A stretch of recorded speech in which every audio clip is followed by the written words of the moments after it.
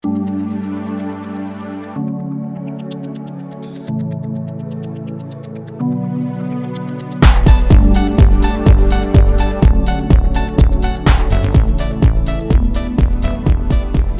അതിപരിശുദ്ധ നാമം മഹത്വപ്പെടുമാറാകട്ടെ. പ്രിയ ദൈവമക്കളെ, നമ്മൾ ഹല്ലേലൂയ ഒരു വിഷയമായി ദൈവത്തിൻ്റെ സന്നിധിയിൽ ചെല്ലുമ്പോൾ ഹല്ലേലൂയ പ്രാർത്ഥിക്കുന്ന വിഷയത്തിന് മറുപടി കിട്ടുമോ എന്ന് സംശയത്തോടെ ആയിരിക്കരുത്. ഹല്ലേലൂയ നാം പ്രാർത്ഥിക്കുന്ന പ്രാർത്ഥനാ വിഷയത്തിന് ഉറപ്പായിട്ടും മറുപടി ലഭിക്കും എന്ന് പൂർണ്ണമായി വിശ്വാസത്തിൽ പ്രാർത്ഥിക്കണം. ഹല്ലേലൂയ നാം സംശയത്തോടെ പ്രാർത്ഥിക്കുമ്പോൾ നമുക്ക് ദൈവത്തിൽ വിശ്വാസമില്ല എന്നതാണ് ഹല്ലേലൂയ മനസ്സിലാക്കാൻ കഴിയുന്നത്.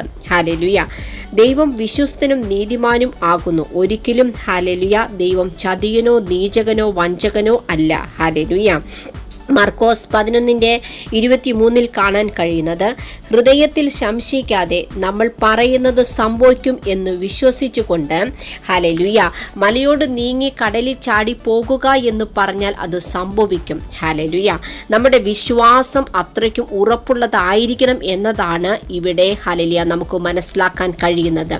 അതുകൊണ്ട് പ്രാർത്ഥിക്കുമ്പോൾ യാചിക്കുന്നതൊക്കെയും ലഭിച്ചു എന്ന് വിശ്വസിച്ചുകൊണ്ട് ആയിരിക്കണം പ്രാർത്ഥിക്കേണ്ടത്. ഹല്ലേലൂയ അത് നിങ്ങൾക്ക് ഉറപ്പായിട്ടും ലഭിക്കും. പ്രിയ ദൈവമക്കളെ, ഹല്ലേലൂയ സ്തോത്രം. പ്രാർത്ഥിക്കാൻ നിൽക്കുമ്പോൾ സ്വർഗ്ഗസ്ഥനായ പിതാവ് ഹല്ലേലൂയ നമ്മുടെ തെറ്റുകളെ ക്ഷമിക്കണമെങ്കിൽ ഹല്ലേലൂയ നമ്മുടെ ഹല്ലേലൂയ സ്തോത്രം പ്രാർത്ഥന കേൾക്കണമെങ്കിൽ നമുക്ക് ആരോടെങ്കിലും ഹല്ലേലൂയ വെറുപ്പ്, പക, വിദ്രോഷം ഹല്ലേലൂയ ഈ വക എന്തെങ്കിലും ഉണ്ടെങ്കിൽ ഹല്ലേലൂയ സ്തോത്രം അതെന്താണ് ഹല്ലേലൂയ സ്തോത്രം പറഞ്ഞു ഉപേക്ഷിച്ചിട്ട് ഹല്ലേലൂയ സ്തോത്രം ഹല്ലേലൂയ പ്രാർത്ഥനയ്ക്ക് ഇരിക്കേണ്ടത്. ഹല്ലേലൂയ പാപം നിറഞ്ഞവർ ആയി ദൈവത്തിന്റെ മുൻഗണനകളെ ഒരിക്കലും ദൈവം കേൾക്കില്ല. പ്രിയ ദൈവമക്കളെ, നമ്മുടെ ജീവിതത്തിൽ വന്നുപോയ സർവ്വതെറ്റുകളും കുറ്റങ്ങളും കുറവുകളെല്ലാം ദൈവസന്നിധിയിൽ നാം ഏറ്റുപറഞ്ഞു ഉപേക്ഷിച്ച് ഹല്ലേലൂയ നാം പ്രാർത്ഥനയിൽ പ്രാർത്ഥിക്കുക. ഹല്ലേലൂയ നമ്മുടെ പ്രാർത്ഥനകൾക്ക് ദൈവം ഉറപ്പായും മറുപടി തരും. ദൈവം നിങ്ങളെ എല്ലാവരെയും അനുഗ്രഹിക്കുമാറാകട്ടെ.